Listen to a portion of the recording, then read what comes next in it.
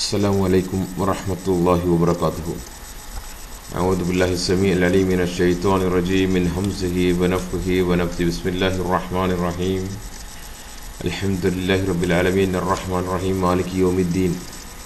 اللهم صل على محمد وعلى آل محمد كما صليت على إبراهيم وعلى آل إبراهيم وبارك على محمد وعلى آل محمد كما باركت على إبراهيم وعلى آل إبراهيم في العالمين إنك حميد مجيد. أما بعد سبحانك لا علم لنا إلا ما علمتنا إنك أنت العليم الحكيم وما توفيقي إلا بالله عليه توكلت وإليه أنيب.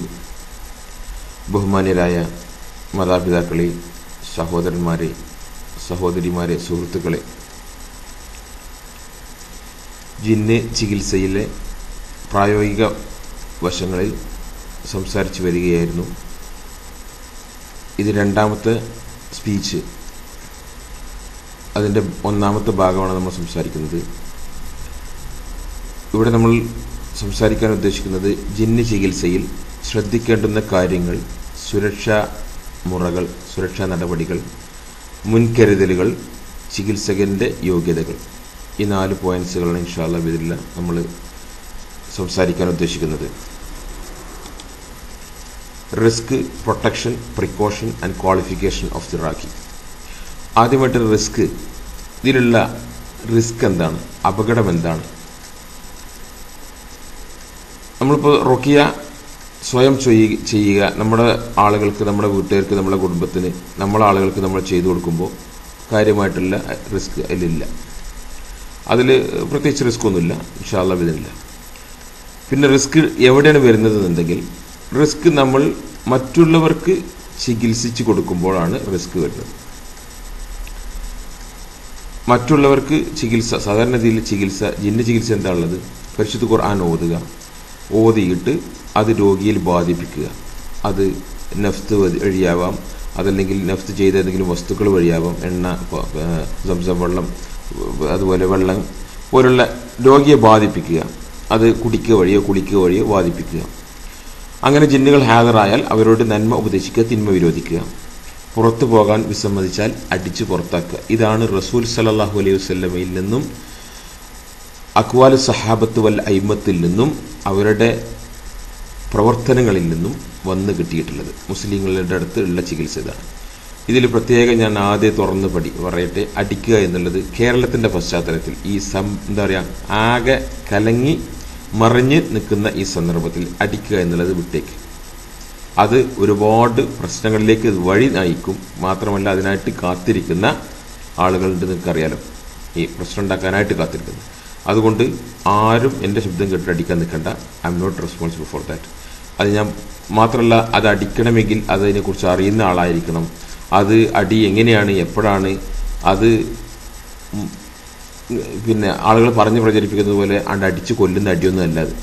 കുട്ടികളെ അടിച്ച് വളർത്തുക, മുരിങ്ങ ഒടിച്ച് വളർത്തുക എന്നൊരു ചൊല്ലുണ്ട്. മുരിങ്ങ ഒടിച്ച് വളർത്തുമ്പോൾ ആരും മരം പിടിച്ച് മുറിക്കാറില്ല, എന്നാൽ മുരിങ്ങ ഒടിച്ച് തന്നെ വളർത്താറില്ല. കുട്ടികൾ അടിച്ച് വളർത്തുന്ന കുട്ടികളെ ആരും അടിച്ച് കൊല്ലാറുമില്ല. എന്തുപോലെയുള്ളൂ, മനസ്സിലായില്ലേ? രോഗിക്ക് അപകടമില്ലാത്ത രീതിയിൽ, രോഗിക്ക് പ്രയാസമില്ലാത്ത രീതിയിൽ ഉള്ള അടിയാണ് അതുള്ളത്. അതുപോലും എൻ്റെ ശബ്ദം, എൻ്റെ പ്രസംഗം കേട്ടിട്ടോ ശബ്ദം കേട്ടോ ആരും അടിക്കാൻ നിൽക്കണ്ട. ഞാൻ അതിന് ഉത്തരവാദിയല്ല. അതുകൊണ്ട് ആ കോൺസെപ്റ്റേ വിട്ടേക്ക്. മാത്രമല്ല, സുരക്ഷിതമായിട്ട് അതിൻ്റെ മാർഗ്ഗം നമുക്ക് വരണ്ട ഇൻഷാ അല്ലാഹ്. നമുക്കതിൽ പിന്നെ ഞാൻ പറഞ്ഞുതരാം ഇൻഷാ അല്ലാഹ്. അതിനേക്കാൾ എഫക്റ്റീവ് ആയിട്ടുള്ള മാർഗ്ഗം, സുരക്ഷിതമായ മാർഗ്ഗമുണ്ട്. അടി വേണ്ട. ഇവിടെ മറ്റൊരാൾക്ക് ചികിത്സിക്കുമ്പോഴാണ് ഈ റിസ്ക് വരുന്നത്, അപകടത്തിനുള്ള, അല്ലെങ്കിൽ എന്താ പറയുക, ജിന്നുകളുടെ പ്രതികാരങ്ങൾക്ക്. ഒന്നാമത്തത് നമുക്ക് 3ആയിട്ട് തരംതിരിക്കാം. ഒന്ന്, മനുഷ്യന്മാർ നമ്മളെ അപകടപ്പെടുത്താൻ വേണ്ടി ശൈത്താന സഹായികളായിട്ടുള്ള നവോത്ഥാനക്കാർ. കേരളത്തിലെ സാഹചര്യം പറഞ്ഞു കഴിഞ്ഞാൽ പെർഫെക്റ്റ് മുജാഹിദ് ജമാഅത്ത് കക്ഷികൾ. സുന്നികളിൽ അത്ര തന്നെ അല്ല. കാരണം അതങ്ങനെയാണ്, അതിന് ഒരുപാട് പശ്ചാത്തലമുണ്ട്. ഇപ്പോൾ ശിർക്കൊന്നും ചെയ്യാത്ത സുന്നിയാണെങ്കിലും അത് അങ്ങനെ തന്നെയാണ്. പക്ഷെ മുജാഹിദും ജമാഅത്തുമാണ് സൂക്ഷിച്ചോളണം. അതുകൊണ്ട് കേരള നേതൃത്വത്തിൽ മുനാഫിക്കീൻ, അതുപോലുള്ള ആ സ്വഭാവമുള്ള ഒരുപാട് ആളുകളുണ്ട്. അവരെ സൂക്ഷിച്ചോളാം. അതിന് കുറച്ച് പ്രിക്കോഷൻസ് ഇൻഷാ അല്ലാഹ് ബിദിനില്ലാഹ്. അവരും നമുക്കെതിരെ തന്ത്രം പ്രയോഗിച്ചാൽ അത് ഇൻഷാ അല്ലാഹ് നമ്മൾ അതിൽ പെടൂല. അല്ലാഹ് നമ്മളെ ഇന്ന് കാത്തുരക്ഷിക്കും. അതിനുള്ള മുൻകരുതലുകൾ ഇൻഷാ അല്ലാഹ് ഞാൻ ഇതിൽ ഒരു ടോപ്പിക്കായിട്ട് പറഞ്ഞുതരാം. 2, ജിന്നുകളിൽ നിന്നും ശൈത്താന്മാരിൽ നിന്നുമുള്ള പ്രതികാരം. മൂന്നാമത്തേത് മന്ത്രവാദികൾ, സാഹിർമാർ, ജിന്ന് സേവകർ, ഈ ജിന്നുകളെ സിഹിർ മറ്റും ചെയ്ത് അയക്കുന്ന സാഹിർമാരിൽ നിന്നുള്ള ഭീഷണിയും സാഹിർമാരിൽ നിന്നുള്ള പ്രതികാരവും. അത് മറ്റുള്ളവർക്ക് ചികിത്സിക്കുമ്പോൾ, നമ്മളൊരു ചികിത്സ പൊതുജനങ്ങൾക്ക് ചികിത്സിക്കുന്ന സമയത്ത് അതിനുള്ള സാധ്യത കൂടുതലാണെന്ന് മാത്രമല്ല, അവർ നമ്മളിലേക്ക് സിഹിർ ചെയ്യാൻ വേണ്ടി അവർ ശ്രമിക്കും. ഒരു അനുഭവം പറഞ്ഞു കഴിഞ്ഞാൽ, അല്ലെങ്കിൽ ഒരു എന്താ പറയുക, നമ്മുടെ അനുഭവത്തിൽ ഞാൻ പറഞ്ഞു കഴിഞ്ഞാൽ ഒരു 20 to 30% ചാൻസസ് ഉണ്ട്. നിങ്ങളൊരു മാസത്തിൽ ഒരു 10 രോഗിയെ ചികിത്സിച്ചാൽ ഒരു 2-3 കേസുകളിൽ ആ സാഹിർ നിങ്ങൾക്ക് എതിരെ പ്രതികാരം ചെയ്യാൻ സാധ്യതയുണ്ടെന്നാണ് ഈ വിഷയത്തിൽ വർഷങ്ങളോളം പഠിച്ചിട്ടുള്ള ആളുകൾ, ചികിത്സാ രംഗത്തുള്ള ആളുകൾ അവരുടെ പുസ്തകത്തിൽ എഴുതി കാണുന്നത്. അപ്പോൾ സാഹിർമാരിൽ മാത്രമല്ല, അവർ ചെയ്യുന്ന സിഹിർ സാധാരണക്കാർക്ക് ചെയ്യുന്ന സിഹിർ പോലെയല്ല. സാധാരണക്കാർക്ക് അവരുടെ ലക്ഷ്യം പ്രാപിക്കാൻ വേണ്ടി ഇത് നിങ്ങൾ പ്രിക്കോഷൻ എടുക്കുന്നു, നിങ്ങളിത് അത് റദ്ദ് ചെയ്യാനും അത് ഏൽക്കാതിരിക്കാനുള്ള സുരക്ഷാ നടപടി നിങ്ങളുടെ കയ്യിലുണ്ട് എന്നറിയുന്നത് കൊണ്ട് അവർ they will be sending something strong സിഹിറായിരിക്കും അയക്കുക. അതുകൊണ്ട് ഇൻഷാ അല്ലാഹ് ഡോണ്ട് വെറി. അതും റഹ്മാനെ റബ്ബിന്റെ വജ്ഹാണ് നിങ്ങൾ ഇതുകൊണ്ടൊക്കെ ഉദ്ദേശിക്കുന്നെങ്കിൽ അള്ളാഹു റഹ്മാനെ റബ്ബ് ഇതൊക്കെ നിങ്ങളെ ഇപ്പോൾ എന്തെല്ലാം കൂക്കിവിളി ഈ ഒരു കോടിക്കണക്കിന് രൂപ വെച്ചുകൊണ്ട് ഈ വിഷയത്തെ തളർത്താൻ വേണ്ടി ശ്രമിച്ചു. ഇവിടെ അവസാനം എന്താണ്ടത്, വിള്ളൽ അവിടെ ഉണ്ടത്, ഇവിടെയല്ല ഉണ്ടായത് അല്ലേ? ഈ വിഷയം പറഞ്ഞ ആളുകൾക്കും ഈ വിഷയത്തിന്റെ മുന്നോട്ട് നിന്ന ആളുകൾക്കും ഒരു കുഴപ്പവും സംഭവിച്ചില്ല. അവർ വിണ്ടു, അവർ പിളർന്ന് തരിപ്പണമായിക്കൊണ്ടിരിക്കുന്നു. അപ്പോൾ ഇൻഷാ അല്ലാഹ് അള്ളാഹുവിന്റെ സഹായവും കാവലും ഉണ്ടാവും. അപ്പം ഇങ്ങനെ 3 രീതിയിൽ. ഒന്ന്, മുനാഫിക്കുകളായിട്ടുള്ള ആളുകൾ. ഇപ്പോൾ കണ്ണൂർ സംഭവം നടന്നില്ലേ, നമ്മുടെ സഹോദരൻ അമാനിയുടെ എന്താണ് രോഗ്യം പറഞ്ഞ് നല്ല ഇതൊക്കെ പറഞ്ഞ് നിന്റെ ആളെന്നൊക്കെ പറഞ്ഞ് വിളിച്ചോണ്ട് ചികിത്സിക്കാൻ വേണ്ടി വിളിച്ചോണ്ടിട്ട് കള്ള മുനാഫിക്കിന്റെ അതുകൊണ്ടാണ് ഞാൻ അവരെ തന്തി നിറപാടില്ലാത്തവരെന്ന് വിളിക്കുന്നത്. ആ പണിയാണ് ചെയ്തത്. നമ്മളെ കണ്ടതാ, മന്നാനിയുടെ ക്ലിപ്പും അതിന്റെ വിശദീകരണമൊക്കെ നമ്മൾ കണ്ടു. അപ്പോൾ ഈ പണി ചെയ്യുന്ന ആളുകളുള്ളത് കൊണ്ട് ഒരു എന്താ പറയുക മുൻകരുതൽ എടുക്കണം. പിന്നെ ജിന്നുകളിൽ നിന്നും ശൈത്താന്മാരിൽ നിന്നുള്ള പ്രിക്കോഷൻസ്, അതുപോലെ സാഹിർമാരിൽ നിന്നുള്ള റിവെഞ്ച്, ഇങ്ങനെ 3 രീതിയിലാണ് നമുക്കിത് എടുക്കേണ്ടത്. അതുകൊണ്ട് ഒരു ചികിത്സ, പ്രത്യേകിച്ച് സിഹിറിന്റെ കേസുകളൊക്കെ ചികിത്സിച്ച് കഴിഞ്ഞാൽ ഏകദേശം ഒരു ആഴ്ചയൊക്കെ നല്ല പ്രിക്കോഷൻ തന്നെ എടുക്കണം. കാരണം there is a high possibility that he will be sending to you. ആ സാഹിർ നമുക്ക് സിഹിർ ചെയ്യാനുള്ള ചാൻസസ് കൂടുതലായതുകൊണ്ട് നല്ല പ്രൊട്ടക്ഷൻ എടുക്കണം. ഇനി എന്താണ് പ്രൊട്ടക്ഷൻ? അപ്പം റിസ്ക്, ഇതാണ് ഇതിന്റെ റിസ്ക് ഉള്ളത്. ഞാൻ ആദ്യമേ പറഞ്ഞ തീ കൊണ്ടുള്ള കളിയാണ്. പക്ഷേ ഇത് ഖുലൂഫ് സിൽമി കാഫ, നിങ്ങൾ ദീനിൽ പരിപൂർണമായി പ്രവേശിച്ചാൽ ഒരു പേടി പേടിക്കണ്ട. Take it is very easy. അതല്ലെങ്കിലോ തീ കൊണ്ടുള്ള കളിയാണ്, അപകടമുള്ള കളിയാണ് ചികിത്സാ രംഗത്തേക്ക് ഇറങ്ങുക എന്നുള്ളത്. അത് പിശാചുകളിൽ നിന്നുള്ള തലമുറകളായിട്ട് അവർ പകർക്കും. ഇൻഷാ അല്ലാഹ് ബിദിനില്ലാഹ് അള്ളാഹുവിന്റെ വജ്ഹ് ആണ് നിങ്ങൾ ഇതുകൊണ്ട് ഉദ്ദേശിക്കുന്നതെങ്കിൽ റഹ്മാൻ റബ്ബിന്റെ കാവല് നിങ്ങൾക്കും നിങ്ങളുടെ എല്ലാവർക്കും, കുടുംബത്തിനും സ്വത്തിനും എല്ലാത്തിനും അള്ളാഹിന്റെ കാവലുണ്ടാവും. Don't worry. പക്ഷെ ഇത് ഖുലൂഫ് സിൽമി കാഫ, ദീനിൽ പൂർണ്ണമായി പ്രവേശിക്കണം. ഞാനും കോരൂപ്പന്റെ ആളാ, ഞാനും നവോത്ഥാനത്തിന്റെ ആളാന്ന് കൂക്കി വിളിച്ച് ഞങ്ങളെ സംഘടന അംഗീകരിച്ചിട്ട് ഞങ്ങളെ സംഘടനന്റെ ബുക്കിലും ഉണ്ടല്ലോ എന്ന് പറഞ്ഞ് തെളിയിച്ചുകൊണ്ട് ആ രീതിയിലൊക്കെ ആക്കി ഒപ്പിച്ച് നടന്നു കഴിഞ്ഞാൽ will not be able to defend himself. സ്വയം എന്ത് ചെയ്യാൻ പറ്റിക്കൊള്ളുന്നില്ല, സ്വയം ഡിഫെൻഡ് ചെയ്യാൻ കഴിഞ്ഞോളണം എന്നില്ല. അപ്പോൾ പ്രൊട്ടക്ഷൻ, നമുക്ക് അടുത്തത് പറയാനുള്ളത് സംരക്ഷണം. ഫസ്റ്റിലെ പ്രൊട്ടക്ഷൻ എന്താണെന്നറിയോ? ലാ തഖാഫ്, ഭയപ്പെടരുത്, പേടിയേ വേണ്ട. കാരണം എന്ന് വെച്ചാൽ നമ്മളെ പേടിക്കുന്നൊരു വർഗ്ഗമാണ് ജിന്നുകൾ. നമ്മളെ ഉള്ളിടത്തുനിന്നുള്ള അവർ മാറിക്കും, നമ്മളെ കണ്ടോടെ മാറും, നമ്മളെ മുമ്പിലൂടെ അവർ പ്രത്യക്ഷപ്പെട്ടതിനൊക്കെ മാറി നിൽക്കും. മൂമിനെ സംബന്ധിച്ചാണ് ഞാൻ പറയുന്നത് കേട്ടോ. മൂമിനെ സംബന്ധിച്ചാണ് ഞാൻ പറയുന്നത്. കണ്ടോടെ മാറുന്ന, നമ്മളെ കണ്ട് പേടിച്ച് നമ്മൾ വരുന്ന വഴിയിൽ നിന്ന് മാറുന്ന ഒരു വർഗമാണ് ജിന്നുകൾ, ഒരു മൂമിനെ സംബന്ധിച്ചിടത്തോളം. അതുകൊണ്ട് ഭയപ്പെടേണ്ടതില്ല. ആദ്യം ഞാൻ പറയാം, നിങ്ങളുടെ മുമ്പിൽ ഒരു പുലി വന്നു, ഒരു സിംഹം വന്നു വിചാരിച്ചു, നിങ്ങൾ ഭയപ്പെടണം. എന്താ? ആ പുലി നിങ്ങളെ കടിച്ചു കയറും, ആ സിംഹം നിങ്ങളെ കടിച്ചു കയറും, ഒരു അനക്കൊണ്ട പാമ്പ് വന്നാൽ നിങ്ങളെ വിഴുങ്ങും, മനസ്സിലായില്ലേ? ജീവനോടെ വിഴുങ്ങും. പക്ഷെ ഒരു ജിന്ന് വന്നാൽ ആ ജിന്നുകളെ വിഴുങ്ങാൻ പോകുന്നില്ല. അറ്റ് ദ മോസ്റ്റ് മാക്സിമം ചെയ്യാൻ പോയതിൽ നിങ്ങളെ ശരീരത്തിൽ കയറും, നിങ്ങളെ ബാധിക്കും. This what is going to do maximum. ഇൻഷാ അല്ലാഹ് ബിദിനില്ലാ അത്തരം കേസുകൾ ചികിത്സിക്കുന്ന ആളുകൾക്കുള്ള ട്രെയിനിങ്ങും അത്തരം ചികിത്സിക്കുന്ന ആളുകൾക്കുള്ള ഉപദേശവുമാണ് നമ്മൾ കൊടുക്കുന്നത്. ഇൻഷാ അല്ലാഹ് ബിദിനില്ലാ. Don't worry at all. ലാ തഖഫ് വലൻ യജ്അലല്ലാഹു ലിൽ കാഫിരീന അലൽ മുഅ്മിനീന സബീല. മുഅ്മിനീങ്ങളുടെ മേലെ ഒരു സബീൽ, ഒരു മാർഗം അള്ളാഹു കാഫിറുകൾക്ക് കൊടുക്കുകയില്ല. വലൻ, കൊടുക്കുകയില്ല, അബദൻ, ഒരിക്കലുമില്ല. ഇതാണ് അള്ളാഹിന്റെ കലാം. വലൻ യജ്അലല്ലാഹു ലിൽ കാഫിരീന അലൽ മുഅ്മിനീന സബീല. ഒരു മാർഗം കാഫിറുകൾക്ക്, മുഅ്മിനീങ്ങളുടെ മേലെ ഒരു മാർഗം അള്ളാഹു കൊടുക്കൂല. മനസ്സിലായില്ലേ? അപ്പൊ അതുകൊണ്ട് പേടിയേ വേണ്ട. 2, നമ്മളെ ലോഗോ, നമ്മുടെ മെസ്സേജ് എന്താണെന്നറിയോ? ഖുർആൻ is more powerful than sorceries. സിഹിറിനേക്കാൾ കൂടുതൽ പവറുള്ളതാണ് ഖുർആൻ. കാരണം സിഹിർ എന്ന് വെച്ചാൽ ശൈത്താനിക മന്ത്രങ്ങൾ, ശൈത്താന്റെ മന്ത്രങ്ങൾ, ശൈത്താൻ പഠിപ്പിച്ചു കൊടുത്ത ശൈത്താനിക മന്ത്രങ്ങൾ, ശൈത്താന്മാർ പഠിപ്പിച്ച് കൈമാറി വന്ന മന്ത്രങ്ങൾ. മനസ്സിലായില്ലേ? കലാമുകൾ. ഖുർആൻ is the speech of Allah, അള്ളാഹുവിന്റെ കലാമാണ്. അതുകൊണ്ട് ഖുർആൻ is more powerful than sorceries. സിഹിറിനേക്കാൾ കൂടുതൽ പവർഫുൾ ആണ് ഖുർആൻ. ആൻഡ് മുസ്ലിംസ്, മുഅ്മിൻസ്, അങ്ങനെ തന്നെ പറയട്ടെ, മുഅ്മിൻസ് ആർ സ്ട്രോങ്ങർ ദാൻ ബ്ലാക്ക് മാജിഷ്യൻസ്. സാഹിർമാരെക്കാൾ ശക്തന്മാരും, എന്താ പറയാ, അവരെക്കാൾ സാഹിർമാരെക്കാൾ, മന്ത്രവാദികളെക്കാൾ ശക്തന്മാരാണ് മുഅ്മിനീങ്ങൾ. ഇതാണ് നമ്മുടെ ലോകം. ഖുർആൻ is more powerful than sorcery. സിഹിറിനേക്കാൾ എന്താണ്, പവറുള്ളതാണ് വേർഡ്സ് ഓഫ് അള്ളാഹ്, ഖുർആൻ. അതുപോലെ മുഅ്മിനീങ്ങൾ എന്ന് പറഞ്ഞാൽ they are stronger than the black magicians. ഇതാണ് നമ്മുടെ ലോകം. അതുകൊണ്ട് ലാ തഖാഫ്, പേടിക്കുക വേണ്ട. മാത്രമല്ല ജിന്നുകൾ എന്ന് പറഞ്ഞാൽ ഞാൻ പറഞ്ഞു എൻ്റെ മുമ്പത്തെ സ്പീച്ച്, അവർ they are 1 step behind us, they are 1 step below us. നമ്മളെക്കാൾ ഒരു പടി താഴെയാണ്. റഹ്മാൻ റബ്ബ് എല്ലാം സൃഷ്ടിച്ചു. ഞാൻ ഇന്നലെ പറഞ്ഞില്ല, ഒരു സ്പീച്ചിൽ പറഞ്ഞില്ലേ, എല്ലാം സൃഷ്ടിച്ചത് ആദമിനെ ഒഴികെ ബാക്കിയുള്ളത് മുഴുവൻ അല്ല സൃഷ്ടിച്ച എങ്ങനെയാണ്? സ്വർഗം, നരകം, അർശ്, മലക്കുകളെ ഒക്കെ സൃഷ്ടിച്ചത് എങ്ങനെയാണ്? കുൻ ഫയക്കുൻ. ഇന്നമാ അംറുഹു ഇദാ അറാദ ശൈഅൻ അൻ യഖൂല ലഹു കുൻ ഫയക്കുൻ. കുൻ എന്ന് പറഞ്ഞാൽ അതുണ്ടാവുക. പക്ഷെ ആദമിനെ സൃഷ്ടിച്ചത് അള്ളാഹുവിന്റെ യദ് കൊണ്ട്. യദ് എന്ന് പറഞ്ഞാൽ മലയാളത്തിൽ കൈ.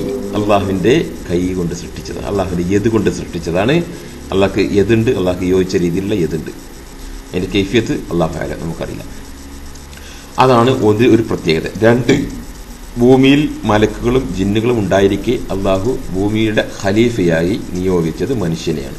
യെസ്, ഭൂമിയിലെ അവിടെ ഭരണം നടത്തുവാനും ഭൂമിയുടെ കൈകാര്യകർത്താക്കളും ഭൂമിയിലുള്ള അധികാരം, എന്താ പറയുക, അവിടെ നിയന്ത്രിക്കേണ്ടവരും ഭരണം നടത്തുന്നവരും മനുഷ്യരാണ്.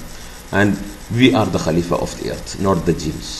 സോ ലെറ്റ് ദ ജിന്നുകളെ കാര്യങ്ങൾ നിയന്ത്രിക്കുന്ന അവസ്ഥ വിശേഷങ്ങൾ ഒഴിവാക്കി മനുഷ്യന്മാർ കാര്യങ്ങൾ നിയന്ത്രിക്കുന്ന, മുഅ്മിനീങ്ങൾ കാര്യങ്ങൾ നിയന്ത്രിക്കുന്നിടത്തേക്ക് എത്തണം. അത് മനസ്സിലാക്കി അതിനനുസരിച്ച് പ്രവർത്തിക്കണം. മനസ്സിലായില്ലേ? അപ്പോൾ നമ്മളാണ് ഭൂമിയിലെ ഖലീഫ. മലക്കുകളോട് അള്ളാഹു സുജൂദ് ചെയ്യാൻ പറഞ്ഞത് ആദമിനാണ്. ആദമിനോട് മലക്കൾക്കോ ജിന്നുകൾക്കോ സുജൂദ് ചെയ്യാൻ വേണ്ടി പറഞ്ഞിട്ടില്ല. മലക്കളോട് സുജൂദ് ചെയ്യാൻ വേണ്ടി പറഞ്ഞപ്പോൾ മലക്കളുടെ കൂട്ടത്തിൽ മുത്തക്കിയായി നടന്നിരുന്ന ജിന്ന് മലക്കളുടെ കൂട്ടത്തിലായിരുന്നു അന്നുണ്ടായിരുന്നത്. അതുകൊണ്ട് അവനും ആ കൽപ്പന ബാധകമായി. അല്ലാതെ ആദമിനോട് ജിന്നുകൾക്കോ ഇബ്ലീസിന് അങ്ങോട്ടോ സുജൂദ് ചെയ്യാൻ പറഞ്ഞില്ല. ഇബ്ലീസിനോട് ഇങ്ങോട്ട് ആദമിന് സുജൂദ് ചെയ്യാൻ വേണ്ടി പറഞ്ഞു. അതുപോലെ അംബിയ മുർസലീങ്ങൾ മുഴുവൻ വന്നിട്ടുള്ളത് മനുഷ്യരിൽ നിന്ന്, ഹ്യൂമൻ. ജിന്നുകൾക്കുള്ള പ്രവാചകന്മാർ പോലും വന്നിട്ടുള്ളത് ആരിൽ നിന്നാണ്? മനുഷ്യരിൽ നിന്നാണ്. പിന്നെ അവർക്ക് കൂടുതൽ റീസണിങ് അല്ല, കൂടുതൽ പാഷൻസ്, വൈകാരികമാണ് അവരുടെ കാര്യങ്ങളെല്ലാം, ബുദ്ധിപരമല്ല. ഇത്തരം ഒരുപാട് കാര്യങ്ങളിൽ വി ആർ എബോവ് ദം, നമ്മൾ അവരെക്കാൾ മുകളിലാണ്. അതുകൊണ്ട് അവരെ ഭയപ്പെടുന്ന സാഹചര്യം, സന്ദർഭം ഇൻഷാ അല്ലാഹ് ആവശ്യം വേണ്ട. അത്ര ഒരു പേടി മനസ്സിലുണ്ടെങ്കിൽ ടേക്ക് ഇറ്റ് ഓഫ്, അതെടുത്ത് മാറ്റിക്കോ. അപ്പോൾ ഇനി മാത്രമല്ല, അതിന് വീക്കെന്ന് പറഞ്ഞല്ലോ. Yes, it's very simple. ഇപ്പോൾ അവർ നമ്മുടെ മുമ്പിൽ പ്രത്യക്ഷപ്പെടുക, 2-3 ചില സന്ദർഭങ്ങളിൽ നമുക്ക് അവരെ we can kill them or make them run away. അവരെ കൊല്ലാൻ പറ്റും ചില സന്ദർഭത്തിൽ. ചില സന്ദർഭത്തിൽ നമുക്ക് അവരെ എന്ത് ചെയ്യാം? അവരെ തിരിച്ചു വരാത്ത രീതിയിൽ അവരെ ഓടിച്ചിടാൻ പറ്റും. They will run away and never come back to you. ഒരിക്കലും തിരിച്ചു വരാത്ത രീതിയിൽ അവർ ഓടിപ്പോകും. ആ രീതിയിൽ ഏറ്റവും നല്ലത് നമ്മുടെ മുമ്പിൽ ഫിസിക്കൽ രൂപത്തിൽ രൂപം പ്രാപിച്ചുകൊണ്ട് നമ്മുടെ മുമ്പിൽ വന്നു കഴിഞ്ഞാൽ, അല്ലാഹുവിന്റെ റസൂൽ പറഞ്ഞു, പ്രത്യേകിച്ച് പാമ്പ്, വീട്ടിൽ പാമ്പിനെ കണ്ടു കഴിഞ്ഞാൽ എന്ത് ചെയ്യണം? പോ പാമ്പേ എന്ന് പറയാം. ഇതെന്റെ വീടാണ്, പോ പാമ്പേ എന്ന് പറയാം. പറഞ്ഞിട്ട് 3 തവണ പറയുക. ഒരു തവണ പറഞ്ഞു പോയി, വീണ്ടും വന്നാൽ വീണ്ടും പറയാം, വീണ്ടും വന്നാൽ വീണ്ടും പറയാം. അതല്ല 3 തവണ പറഞ്ഞിട്ടും വീണ്ടും പോകുന്നില്ലെങ്കിൽ, വാതിൽ തുറന്നിട്ട് പറഞ്ഞിട്ട് പോകണില്ലെങ്കിൽ അടിച്ചാൽ കൊല്ലുക. അങ്ങനെ ഫിസിക്കൽ രൂപം പ്രാപിക്കുന്ന സമയത്ത് നമ്മൾ അവരെ കൊന്നു കഴിഞ്ഞാൽ എന്തായി? ആ ജിന്ന് ദാറ്റ് ഈസ് ഫിനിഷ്ഡ്. അതോടുകൂടി അവൻ്റെ കാര്യം കഴിഞ്ഞു, അവരെ കൊല്ലാം. മറ്റൊന്ന് സ്വപ്നത്തിൽ, നമ്മളെ സ്വപ്നത്തിൽ നമ്മളെ ഉപദ്രവിക്കാൻ വേണ്ടി വന്നു കഴിഞ്ഞാൽ അതിന് നമ്മൾ പ്രത്യേകം അതിനുള്ളൊരു മെൻറ്റാലിറ്റിയോട് കൂടിയിട്ട് അതിന് പ്രത്യേകിച്ച് ആയത്തുകളും കാര്യങ്ങളുണ്ട്. അതൊക്കെ ഓതിക്കഴിഞ്ഞാൽ ഇൻഷാ അല്ലാഹ് നമുക്ക് സ്വപ്നത്തിൽ തന്നെ നമുക്കറിയാതെ അങ്ങനെ ഒരു ഹാബിറ്റായി വരും, നമുക്ക് ഒരു സ്വഭാവമായി വരും. അങ്ങനെ സ്വപ്നത്തിൽ നമ്മൾ അവരെന്ത് ചെയ്യാം? ഒന്നുകിൽ നമുക്ക് അവരെ കൊല്ലാൻ പറ്റും, അതല്ലെങ്കിൽ അവരെ തിരിച്ചു വരാത്ത രീതിയിൽ ഓടിപ്പോവും. പിന്നെ കാരണം അവനവൻ്റെ ജീവൻ കൊണ്ടിലെ കളിയെന്ന് മനസ്സിലാവും. നമ്മളോട് സ്വപ്നത്തിൽ വന്ന് കളിച്ചാൽ പോലും ജീവൻ കൊണ്ടിലെ കളിയാണെന്ന് അവന് മനസ്സിലായില്ലേ? രണ്ടാമത്തെ സിറ്റുവേഷൻ. 3, നമ്മുടെ മുമ്പിൽ അവർ രൂപം പ്രാപിച്ചു വന്നാൽ, ഇത് രൂപം പ്രാപിച്ചതല്ല, നമ്മുടെ മുമ്പിൽ പ്രത്യക്ഷപ്പെട്ടാൽ. ഇപ്പം പല രൂപത്തിൽ, കറുത്ത രൂപത്തിൽ, പിന്നെ സ്ത്രീകളുടെ രൂപത്തിലും പുരുഷന്മാരുടെ രൂപത്തിലൊക്കെ വന്ന് നമ്മളൊരു റൂമിൽ ഒക്കെ വന്നിട്ടുള്ള അനുഭവങ്ങളൊക്കെ പലരും പറഞ്ഞിട്ടുണ്ട്, മനസ്സിലായില്ലേ? അപ്പോൾ അങ്ങനെ രൂപം പ്രാപിച്ച് അല്ലെങ്കിൽ നമ്മുടെ രൂപത്തിൽ അവൻ്റെ മുമ്പിൽ വന്നു കഴിഞ്ഞാൽ എന്ത് ചെയ്യുക? കണ്ണുകൊണ്ട് അവനെ തന്നെ നോക്കുക, ഫിക്സ് ചെയ്യുക. അപ്പോൾ പെട്ടെന്ന് നമ്മളെ മുമ്പിലൊരു രൂപം ഇങ്ങനെ വന്നിട്ടുണ്ട്, അങ്ങനെ പേടിപ്പെടുത്തുന്നതായിട്ട് അല്ലാത്തതായിട്ട് ഒരു രൂപം വന്നു വിചാരിച്ചു. ഫിക്സ് വിത്ത് യുവർ ഐസ്, കണ്ണുകൊണ്ട് അവനെ ഫിക്സ് ചെയ്യുക, അവനെ പിടിക്കുക, കണ്ണുകൊണ്ട് അവനെ നോക്കുക, കണ്ണ് വെട്ടരുത്.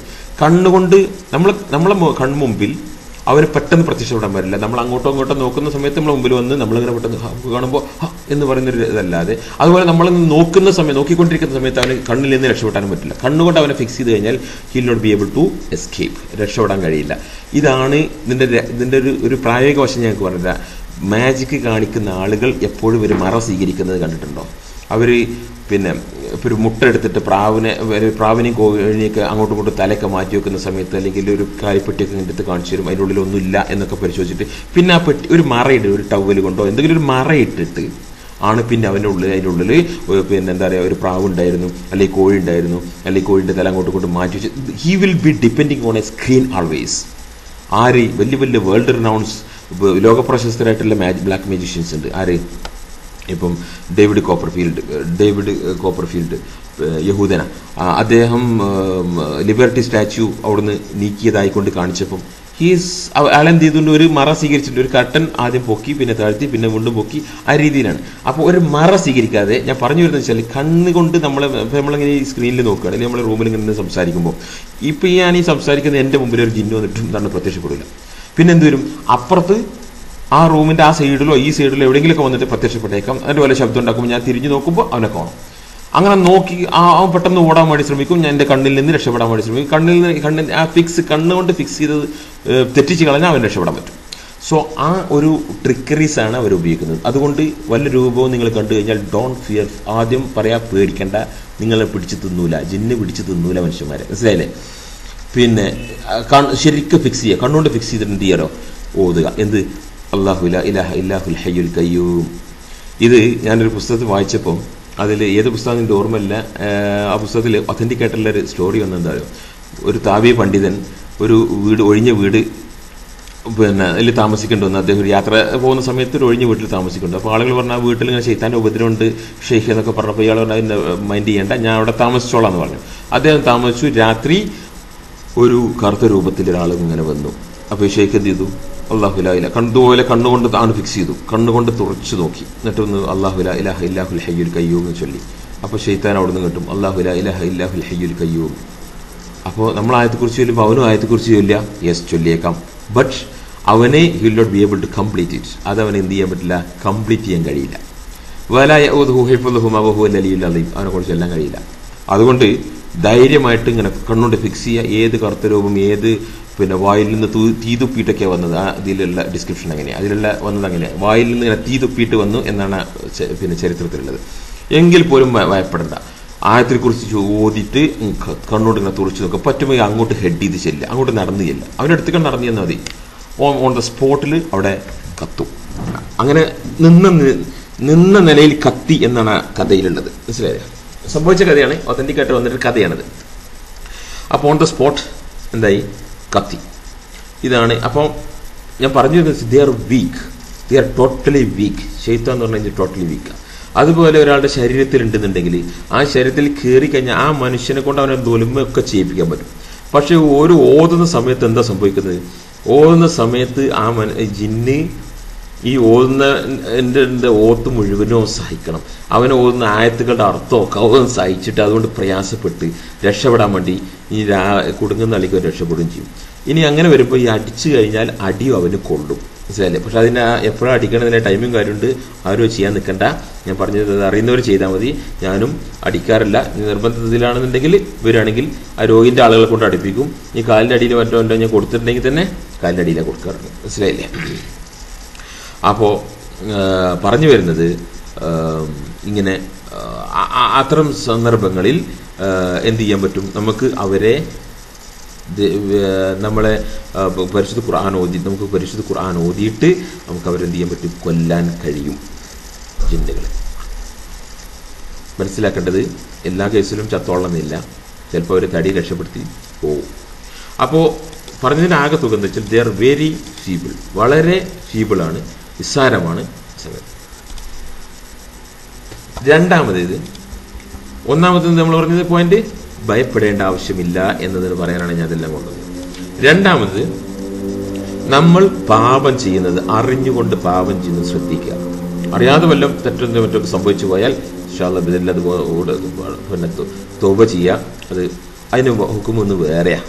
പക്ഷെ അറിഞ്ഞുകൊണ്ടുള്ള പാപം, അത് അങ്ങനെ ആ പാപങ്ങൾ മിസ്റ്റേക്സ് വഴിയാണ് ജിന്നുകൾ ശൈത്താന്മാർ മനുഷ്യന്മാരെ മിസ്റ്റേക്കിലൂടെയാണ് പിടിക്കുക. ഒരു മിസ്റ്റേക്ക് നമ്മളെ കൊണ്ട് ചെയ്യിപ്പിക്കും. ആ മിസ്റ്റേക്ക് വഴി ആണ് അവനെ പിടിക്കുക, മനസ്സിലായില്ല? അതുകൊണ്ട് ബി കെയർഫുൾ അബൌട്ട് പാപങ്ങൾ ഒഴിവാക്കാൻ വേണ്ടിയിട്ട്. അതാണ് രണ്ടാമത്തെ ഏറ്റവും വലിയ പ്രിക്കോഷൻ. 3, ഹലാല് ഫുഡ്. ഹലാലും തയ്യിബായിട്ടുള്ള ഫുഡ് കഴിക്കണം. എങ്ങനെയെങ്കിലും ഉണ്ടാക്കിയ ഇതും വട്ടിപ്പൈസയും പലിശയും ഒക്കെ തിന്നിട്ട് ഇതിന് നടക്കണ്ട. ഹലാലായിട്ടുള്ള പൈസ, ഹലാലായിട്ടുള്ള ഭക്ഷണം കഴിക്കുന്നവർ മാത്രം ഇറങ്ങിയാൽ മതി ഇതിന്. ഇല്ലെങ്കിൽ നിങ്ങൾ തെണ്ടും, ഞാൻ പറഞ്ഞുതരാം. മറ്റൊന്ന്, തെക്കുവയുള്ള ആളായിരിക്കണം. എന്താ തെക്കുവ? തെക്കുവ എന്ന് പറഞ്ഞാൽ ബസീറത്തുള്ള എലിമ്, ആ എലിമുകൊണ്ട് അമലെടുക്കുന്ന ആള്. അതോ ബസീറത്ത് എലിമ് കരസ്ഥമാക്കിയതും അമലെടുക്കുന്നതും അള്ളാഹിന്റെ വജ്ഹ് കൊണ്ടായിരിക്കണം. പാപങ്ങൾ അള്ളാഹു കൽപ്പിച്ച കാര്യങ്ങൾ ചെയ്യുകയും വിരോധിച്ച കാര്യങ്ങൾ വിട്ടു നിൽക്കുകയും ചെയ്യുന്നത് തന്നെ തെക്കുവ.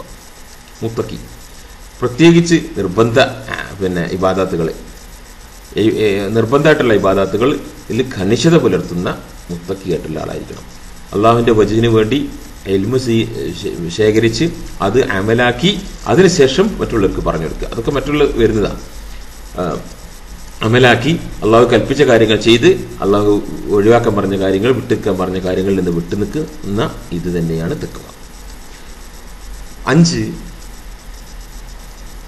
ചില ആളുകൾ വിചാരിക്കും ഞാൻ കുഴപ്പമില്ല, ഞാനിപ്പോൾ കുറേ കാലമായിട്ട് ഇതിൻ്റെ സംഘടനയുടെ ഇവിടുത്തെ സംസ്ഥാന നേതാവിൻ്റെ മകനല്ലേ, ഞാൻ ഇവൻ്റെ മണ്ഡലം കമ്മിറ്റിൻ്റെ ഏരിയ സെക്രട്ടറി ആയിരുന്നു, മണ്ണാങ്കട്ടയെന്ന് പറഞ്ഞിട്ടുള്ള ഒരു വലിയ കോൺഫിഡൻസ് ഉണ്ടാവും.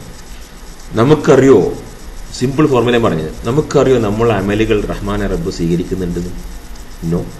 Nobody sure about it. ഒരാൾക്കും ഒരു ഉറപ്പുമില്ല. പിന്നെ എങ്ങനെ നമ്മളെ തക്കുവി നമ്മളെ അമലും ശൈത്താന്മാരിൽ നിന്ന് പ്രൊട്ടക്ഷൻ കിട്ടുന്നില്ല നമ്മൾ എന്തുറപ്പുള്ളത്? അതുകൊണ്ട് ആരും ആ ഒരു രീതിയിലെ ഉറപ്പിന് നിൽക്കണ്ട. അത് ആർക്കും ഉറപ്പാക്കി തന്നിട്ടില്ല. നമ്മൾ റഹ്മാൻ റബ്ബിനോട് നമുക്കെന്താ പറയുക, അവിടെയാണ് നമ്മളെ പ്രതീക്ഷയും ഭയം ഒക്കെ വരുന്നത്. ഒക്കെ തൗഹീദിന്റെ ഭാഗങ്ങളാണ്. പ്രതീക്ഷ, അള്ളാഹുവിൻ്റെ പ്രതീക്ഷ, അള്ളാഹുവിൻ്റെ ഭയം, ഭയങ്ങൾ. അതുകൊണ്ട് ആരും ഞാൻ വലിയ എല്ലാം തഴഞ്ഞവനാണ്, എനിക്ക് ഇതിൻ്റെ എന്താ പറയുക പ്രൊട്ടക്ഷൻ്റെ ആവശ്യമൊന്നുമില്ല, ഞാൻ എല്ലാം തഴഞ്ഞവനാണെന്നുള്ള ധാരണ ഉണ്ടെങ്കിൽ ടേക്ക് ഇറ്റ് ഓഫ്, മനസ്സിലായില്ലേ? അത് ഉണ്ടെങ്കിൽ ഒഴിവാക്കുക. പിന്നെ ദുആകൾ, ദിക്റുകൾ ചൊല്ലുക.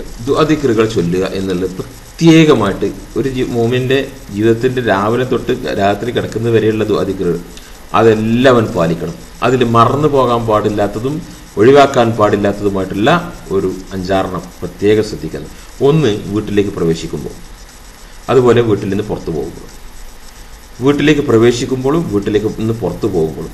മറ്റൊന്ന്, ടോയ്ലറ്റിൽ പ്രവേശിക്കുമ്പോൾ, ഭക്ഷണം കഴിക്കുമ്പോൾ, രാത്രി കിടക്കുന്നതിന് മുമ്പ്, അതുപോലെ വസ്ത്രം അഴിക്കുമ്പോൾ, അല്ലെങ്കിൽ എന്താ പറയുക സെക്സ്, ഭാര്യ ഭർത്താക്കന്മാരുമായിട്ട് സെക്സ് വെളിവാകുന്ന സമയത്ത്, സെക്സിന്റെ സമയത്ത്, മനസ്സിലായില്ലേ? ഇങ്ങനെ 5-6 ഈ സമയങ്ങളിലുള്ള അദ്കാറുകൾ അബദ്ധം വിട്ടു പോവുകയേ ചെയ്യരുത്. രാത്രി കിടക്കുമ്പോൾ പ്രത്യേകം ശ്രദ്ധിക്കേണ്ടത് ജനാബത്തിൽ ഉറങ്ങുകയേ ചെയ്യരുത്. എനിക്ക് ഏറ്റവും നല്ലത് ഒതു എടുക്കുക, കുളിക്കുക, കുളിച്ചതിന് ശേഷം ഉറങ്ങുക. ഇൻ കേസ് കുളിക്കാൻ അപ്പോൾ കഴിയുന്നില്ല, തണുപ്പാണ്, അല്ലെങ്കിൽ എന്ത് പല കാരണങ്ങളുണ്ടാവുമല്ലോ, എങ്കിൽ ഒതുവെങ്കിലും എടുത്ത് ജനാപത്തിൽ വലിയ ജനാപത്തിൽ ഉറങ്ങുന്നത് പ്രത്യേകം ശ്രദ്ധിക്കുക. ഒതുവെങ്കിലും എടുക്കാതെ കിടക്കരുത്. മാത്രമല്ല രാത്രിയിൽ കിടക്കുമ്പോൾ പ്രത്യേകം ശ്രദ്ധിച്ചോ, രാത്രി കിടക്കുമ്പോൾ ദുആ ദിക്റുകൾ, റസൂല് പഠിപ്പിച്ച ദുആ ദിക്റുകൾ, ആയത്തുൽ കുർസിയും അതിങ്ങനെ കൈ ഇങ്ങനെ വെച്ചിട്ട് ആയത്തുൽ കുർസി ചൊല്ലുക, പിന്നെ ചെറിയ 3 സൂറത്തുകളും ചെറിയ 3 കൊല്ലുകളും 3 തവണ ചൊല്ലുക, ശരീരം മുഴുവൻ തടവുക, ഇങ്ങനെ 3 തവണ ചെയ്യുക. ഇത് സുന്നത്തിൽപ്പെട്ടതാണ്. യെസ്, അപ്പാർട്ട് ഫ്രം ഇതൊരു നോർമൽ ഒരു സാധാരണ വ്യക്തിയെ സംബന്ധിച്ചിടത്തോളം അൽഹംദുലില്ലാഹ് ഇത് മതി. പക്ഷേ നമ്മളെ സംബന്ധിച്ചിടത്തോളം നമ്മൾ ഒരു റിസ്ക് ഉള്ള സന്ദർഭത്തിലാണ്. അതുകൊണ്ട് എന്ത് ചെയ്യുക, ലെറ്റ് us ടേക്ക് മോർ. അത് റസൂല് പിന്നെ എൻ്റെ സുന്നത്തിൽപ്പെട്ടതല്ല, പക്ഷെ let us take something more, കുറച്ചും കൂടി എന്ത് ചെയ്യുക, പ്രൊട്ടക്ഷൻ എടുക്കുക എന്നുള്ള രീതിയിൽ. അതുകൊണ്ട് വിദഗ്ധാണ് പറഞ്ഞ് കൂവി വിളിക്കാൻ നടക്കേണ്ട ആവശ്യമില്ല. അത് വേണ്ടവർ ഒരു അഡീഷണൽ പ്രൊട്ടക്ഷൻ എടുത്താൽ മതി. പ്രായോഗികമായിട്ട് അത് ഉപകാരപ്പെടുകയും ചെയ്യുന്നുണ്ട്. പിന്നെ ഇപ്പോൾ ആ പ്രൊട്ടക്ഷൻ എന്താണെന്നറിയോ, അത് അള്ളാഹിൻ്റെ കിതാബിലെ ആയത്തുകളോ അതിലാണ്, അല്ലാതെ ഒന്നുമല്ല. അല്ലാതെ എവിടെയെങ്കിലും കൊണ്ടുവരാനല്ല. അള്ളാഹിൻ്റെ കിതാബിലെ ആയത്തുകൾ, ചില ആയത്തുകൾ ധാരാളമായി ഓതുക എന്നുള്ളതാണ് പ്രൊട്ടക്ഷൻ. മാത്രമല്ല രാത്രി നമ്മൾ ഉറങ്ങുന്ന സമയത്ത് പിശാച് നമ്മളിൽ വന്നാൽ, രാത്രി അവൻ വന്നാൽ സ്വപ്നം കാണും. അവൻ വന്നാൽ ഒരു സ്വപ്നം കാണും. പക്ഷേ ഈ സ്വപ്നം നമ്മളിൽ പിന്നെ നമുക്ക് ഓർമ്മയുണ്ടോ ഇല്ലയോ എന്നുള്ളത് അത് മറ്റൊരു വശമാണ്. പക്ഷെ അവൻ വന്ന് ഉപദ്രവിച്ചാൽ it will be reflecting in a dream, ഒരു ഡ്രീം അവിടെ നടക്കും. അതുകൊണ്ട് അള്ളാഹിനോട് ദുആ ചെയ്യുക, അല്ലാഹുമ്മ യാ അല്ലാഹ് റഹ്മാന റബ്ബി, ശൈത്താൻ എൻ്റെ അടുത്ത് സ്വപ്നത്തിൽ വന്നാൽ ഉറക്കത്തിൽ ശൈത്താൻ എൻ്റെ അടുത്ത് വന്നു കഴിഞ്ഞാൽ എനിക്കവനെ ഫിനിഷ് ചെയ്യണം, എനിക്കവനെ കൊല്ലണം, അല്ലെങ്കിൽ അവനെ ഓടിക്കണം, തിരിച്ചു വരാത്ത രീതിയിൽ അവനെ ഓടിക്കണം.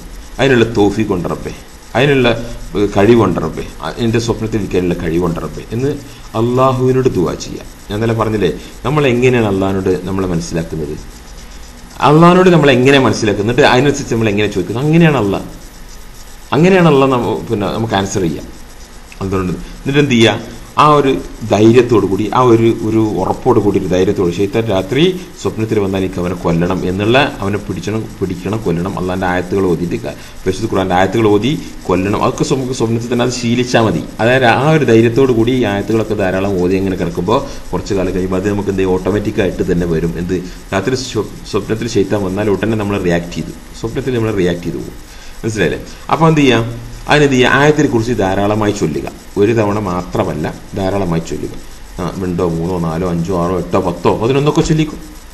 ഇനി അതിൽ കൂടുതൽ ചൊല്ലാൻ പറ്റുമെങ്കിൽ ചൊല്ലിക്കും. ഇതൊന്നും ബിദഅത്താവുകയില്ല. ഇത് സുന്നത്തിൽപ്പെട്ടതാണെന്ന് പറഞ്ഞുകൊണ്ട് ചെയ്യുമ്പോൾ സുന്നത്തിന്റെ ഭാഗമാണെന്ന് വിചാരിക്കുമ്പോൾ ബിദഅത്താവും. പക്ഷേ ഇതല്ല, ഇതൊരു അഡീഷണൽ പ്രിക്കോഷൻ നിലനിൽക്ക് അള്ളാഹുവിന്റെ കലാം പരിശുദ്ധ ഖുർആനിലെ അഫ്ളൽ ആയത്താണ് ആയത്തുൽ കുർസി. അത് ഞാൻ ചൊല്ലുന്നു. മറ്റൊന്ന് ഖിതാല്, യുദ്ധത്തിന്റെ ആയത്തുകൾ. അതിന് ഏറ്റവും നല്ല ആയത്ത് ഏതെന്നറിയോ? 4 സൂറത്ത് നിസായിൽ 76 ഓർമ്മ. അല്ലദീന ആമനു യുഖാതിലൂന ഫി സബീലില്ലാഹി വല്ലദീന കഫറു യുഖാതിലൂന ഫി സബീലി താഗൂതി ഫഖാതിലു ഔലിയാ ശൈത്താൻ ഇന്ന കൈദ ശൈത്താനി കാന ലഈഫ. അത് ചൊല്ലി കാണാതെ പഠിക്കുക. അല്ലദീന ആമനു യുഖാതിലൂന ഫി സബീലില്ലാഹി വല്ലദീന കഫറു യുഖാതിലൂന ഫി സബീലി താഗൂതി ഫഖാതിലു ഔലിയാ ശൈത്താൻ ഇന്ന കൈദ ശൈത്താനി കാന ലഈഫ. അതല്ലെങ്കിൽ അതുപോലെ ഫഖാതിലുഹും പിന്നെ ഇന്നല്ലാഹ യുഹിബ്ബുല്ലദീന യുഖാതിലൂന ഫീ സബീലിഹി സഫൻ കഅന്നഹും ബുനിയാനും മർസൂസ്. ഇങ്ങനെ ഏതെങ്കിലും യുദ്ധത്തുമായിട്ടുള്ള, യുദ്ധത്തിന് കൽപ്പനയുള്ളത്, യുദ്ധം പ്രേരിപ്പിക്കുന്നതായിട്ടുള്ള ഏതെങ്കിലും ആയത്തുകൾ ചൊല്ലിക്കിടക്കുക. അല്ലെങ്കിൽ ഫഖ്ദൂഹും വഖ്തുലൂഹും ഹൈസു സഖിഫ്തുമൂഹും വഉലൈകും ജഅൽനാ ലക്കും അലൈഹിം സുൽത്താനം മുബീന. ഫഖ്ദൂഹും പിടിക്കവരെ, വഖ്തുലൂഹും കൊല്ലവരെ, ഹൈസു സഖിഫ്തുമൂഹും എവിടെ വെച്ചിട്ടാണോ നിങ്ങൾ കാണുന്നത് അവരെ വെച്ച് കണ്ട്, എവിടെ വെച്ചാണോ നിങ്ങൾ അവരെ കാണുന്നത് അവിടെ വെച്ച് നിങ്ങൾ പിടിച്ച് കൊല്ലവരെ. ഉലായിക്കും ജഅൽനാ ലക്കും അലൈഹിം സുൽത്താനം മുബീന. അതിനുള്ളൊരു അധികാരം, അവരുടെ മേലിൽ ഞാൻ നിങ്ങൾക്ക് ഒരു അധികാരം തന്നിട്ടുണ്ട് ആയത്തുണ്ട്. മനസ്സിലല്ലേ? ഇതുപോലുള്ള ഖിതാലിന്റെ ആയത്ത്, യുദ്ധത്തിന്റെ ആയത്തുകൾ ഏതെങ്കിലുമൊക്കെ നല്ലോണം ധാരാളമായി ചൊല്ലിക്കിടക്കുക. മറ്റൊരു ആയത്ത് സിന, വ്യഭിചാരം, ലാ തഖ്റബ് സിന. അത് മാത്രം ചൊല്ലിയാലും മതി. ലാ തഖ്റബ് സിന. കാരണം എന്താ അറിയോ, നമ്മളിപ്പോൾ ഒരു രോഗി കിടക്കാൻ ഉദ്ദേശിക്കുന്ന സമയത്ത് ശൈത്താന്മാർ കാത്തു കിടക്കും. ഇതിപ്പം ഉറങ്ങട്ടെ, അങ്ങനത്തെ രാത്രി അവൻ്റെ അടുത്ത് പോയിട്ട് അതൊന്നിങ്ങനെ ഉപദ്രവിക്കണം, വരെയാണ് സെക്സിനെ ചേരണം എന്നൊക്കെ ചെയ്തമാർ കാത്തു തന്നെ ഇരിക്കുന്നുണ്ടാവും. No doubt. ശരിയല്ലേ? ഇതൊക്കെ പ്രാക്ടിക്കൽ എക്സ്പീരിയൻസുള്ള ആളുകളിൽ നിന്ന്, പ്രാക്ടിക്കൽ എക്സ്പീരിയൻസുള്ള ചികിത്സാ രംഗത്തുള്ള ആളുകളിൽ നിന്നാണ് ഞാൻ പറയുന്നത്. ഇതൊന്നും നിങ്ങൾക്ക് അള്ളാഹിൻ്റെ കിതാബിൽ ആയത്തും ഹദീസും തരണം എന്ന് പറഞ്ഞാൽ പിന്നെ നടക്കില്ല. പക്ഷെ ഇത് വേണ്ടവർക്കൊരു ഇൽമ് എന്നുള്ള നിലക്ക് എന്ത് ചെയ്യാൻ പറ്റും അവർക്ക് പിന്നെ പ്രയോഗിക്കാനുള്ളതാണ്, പഠിക്കാൻ വേണ്ടിയുള്ളതാണ്. അപ്പോൾ സിന ലാത്തഗ്രബ് ധാരാളം ഓതിയിട്ട് അതുപോലെ എന്ത് ചെയ്യുക, പിന്നെ പ്രത്യേകം ഓരോ നല്ലൊരു ആയത്ത് എന്നറിയാം. ومن آياته أن خلق لكم من أنفسكم أزواجا لتسكنوا إليها وجعل بينكم مودة ورحمة. ഈ ശൈത്താന്മാർ രാത്രിയിൽ വന്ന് സെക്സിന് വേണ്ടി വരുന്നത് അവർ വരൂല. ഈ ആയത്തുകൾ ധാരാളം ഓദിച്ചു കഴിഞ്ഞാൽ they will not be able to come, അവർക്ക് വരാൻ കഴിയില്ല. മനസ്സിലല്ലേ? അത് സൂറത്ത് റൂമിലെ 30-21, സൂറത്ത് റൂമിലെ 21 ആയത്ത് ഞാൻ പറഞ്ഞത്. ഇതുപോലുള്ള ആയത്തുകൾ ഓതിയിട്ട് നല്ലോണം ഓതി അങ്ങനെ കിടക്കുക, അങ്ങനെ ഉറങ്ങിയാൽ മതി ഇൻഷാ അല്ലാഹ് ബിദ്നില്ലാഹ്. അതുപോലെ പിന്നെ എന്ത് ചെയ്യുക, പരിശുദ്ധ ഖുർആൻ ഓതിയ വെള്ളം കുടിച്ചിട്ട് കിടക്കാം. അതുപോലെ പരിശുദ്ധ ഖുർആൻ ഓതിയ വെള്ളം പിന്നെ അതുപോലെ ജെയ്ത്തൂന് ഒലിവിൻ്റെ എണ്ണയിലൊക്കെ പുരട്ടിയിട്ട് അതുവേണമെങ്കിൽ ഇത് ശരീരത്തിൽ അപ്ലൈ ചെയ്തിട്ട് കിടക്കാം, ശരീരത്തിൽ പുരട്ടിയിട്ട് കിടക്കാം. പിന്നെ അതുപോലെ ഇത് ഖുർആൻ ഓതിയ വെള്ളം കൊണ്ട് നമ്മളും നമ്മളെ കുട്ടികളെയും ഒക്കെ കുളിപ്പിക്കുന്ന ഒരു ഒരു ഒരു കൾച്ചർ ഉണ്ടായാൽ, ഇത് ചികിത്സാ രംഗത്ത് സ്ഥിരമായിട്ട് നിൽക്കുന്ന ആളുകൾക്ക് എന്ത് ചെയ്യാം, അവർ ദിവസം കുളിച്ചു കഴിഞ്ഞാലപ്പം പിന്നെ കുറച്ച് ഖുർആൻ ഓതിയ വെള്ളം കൊണ്ട് ശരീരത്തിൽ പിന്നെ ടോയ്ലറ്റിൽ ആ വെള്ളം കളയാത്ത രീതിയിൽ ഒരു ഡബ്ബ എന്തെങ്കിലും വെച്ചിട്ട് അതിലേക്ക് ഒഴിച്ചിട്ട് കുളിക്കുന്ന ഇതൊക്കെ ശീലമാക്കുക. ഇങ്ങനെയാണ് എന്ത് ചെയ്യുക, അഡീഷണൽ പ്രിക്കോഷൻസ്. രാത്രി കിടക്കുമ്പോൾ ഇത് പ്രത്യേകം ശ്രദ്ധിച്ചാൽ എന്താ വെച്ചാൽ, ആ ഇനിയിപ്പോൾ ഒരു സാഹിറും മറ്റൊരു പുതിയ സിഹിർ വിട്ടാൽ അവൻ്റെ ശൈത്താൻ അങ്ങോട്ട് അടുക്കൂല. ഇൻഷാ അല്ലാഹ് ബിദ്നില്ലാഹ് അവൻ്റെ ശൈത്താൻ അങ്ങോട്ട് അടുക്കൂല. ഈ രീതിയിൽ നമ്മൾ പ്രിപ്പയർ ചെയ്യണം എന്നുള്ളതാണ് ഞാൻ പറഞ്ഞത്. ഇതൊക്കെ ചികിത്സ രംഗത്ത് സ്ഥിരമായിട്ട് നിൽക്കുന്ന ആളുകൾക്കാണ്. അതല്ല ഇപ്പോൾ സ്വന്തം ശരീരത്തിലോ അല്ലെങ്കിൽ സ്വന്തം ആളുകൾക്ക് ഒരു ചികിത്സ ഉണ്ടോ, 1-2 അല്ലെങ്കിൽ എന്തെങ്കിലും ഒരു ചികിത്സ ഉണ്ടായതിനെ കൊണ്ട് റിസ്ക് ഇല്ല. മനസ്സിലായല്ലേ? ഇനി ഇതൊക്കെ ആണെങ്കിൽ തന്നെ എന്തെങ്കിലും സിഹിർ ഏറ്റു അല്ലെങ്കിൽ നമുക്ക് എന്തെങ്കിലും മുസീബത്ത് വന്നു, ഒന്നും ബേജാറാകണ്ട. ശൈത്താന്മാരെ പിടിച്ച് തിന്നൊന്നുമില്ല. ഇൻഷാ അല്ലാഹ് ബിദ്നില്ലാഹ് നമുക്ക് തന്നെ എന്ത് ചെയ്യാം, അതിന് അഡീഷണൽ പ്രാർത്ഥനകളും കാര്യങ്ങളൊക്കെ ഉണ്ട്. നമ്മൾ will be able to recover it. അവിടുന്ന് നമുക്ക് രക്ഷപ്പെടാൻ പറ്റും. അത് ഞാൻ ഇൻഷാ അല്ലാഹ് മറ്റൊരു സന്ദർഭത്തിൽ ഞാൻ സംസാരിക്കാം. ഇത് പിന്നെ ഈ ക്ലിപ്പ് ഇവിടെ അവസാനിപ്പിക്കട്ടെ. ഇതിൻ്റെ പാർട്ട് ബി, ഇതിൻ്റെ രണ്ടാമത് അടുത്ത ക്ലിപ്പിൽ ഇൻഷാ അല്ലാഹ് നമുക്ക് തുടരാം. അസ്സലാമു അലൈക്കും വറഹ്മത്തുള്ളാഹി വബറകാതുഹു.